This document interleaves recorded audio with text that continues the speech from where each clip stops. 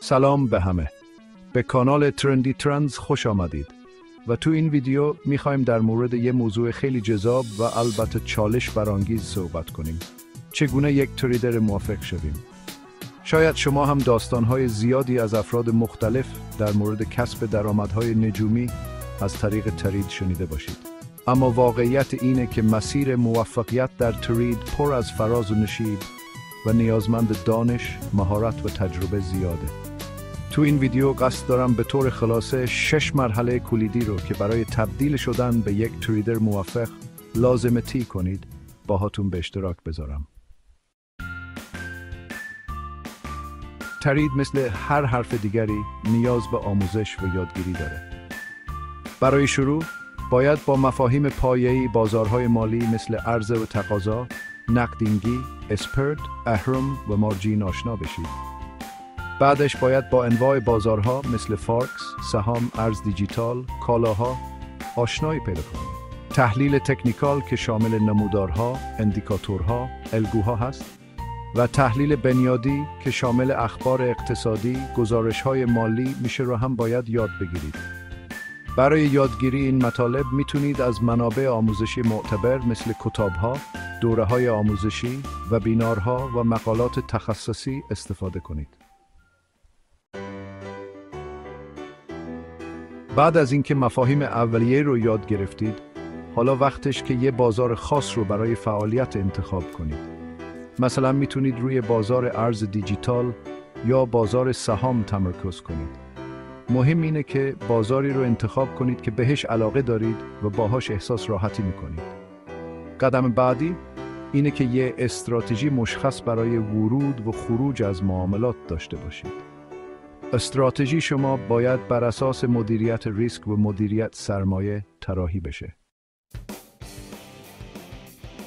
قبل از اینکه با پول واقعی ترید رو شروع کنید، حتما با حساب دمو آزمایشی تمرین کنید.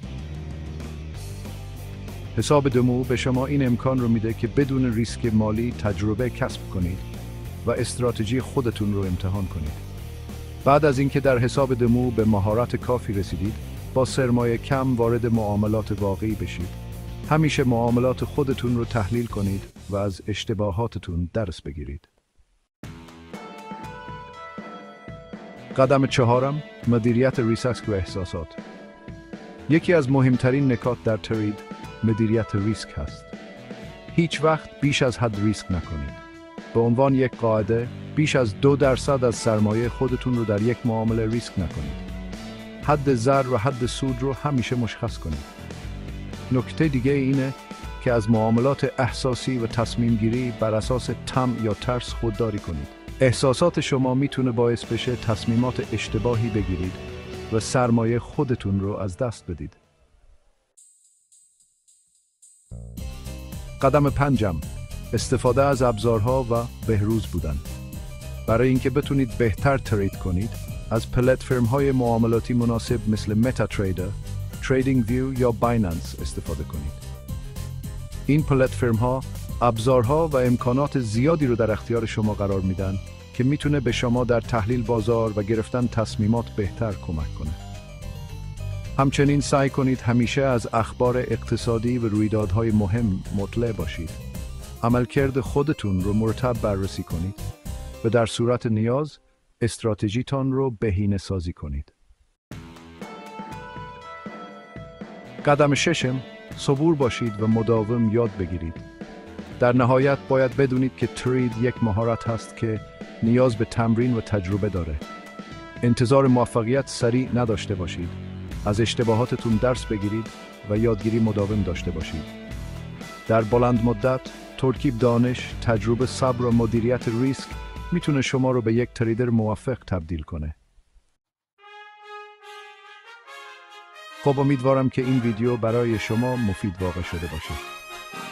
اگر به تازگی وارد دنیای ترید شدید، سعی کنید روی آموزش و تمرین تمرکز کنید و با سرمایه کم کار رو شروع کنید.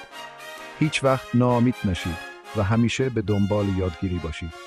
ترید یک سفر طولانی و پر از چالش هست، اما با تلاش و پشتکار میتونید به اهدافتون برسید. موفق و پیروز باشید.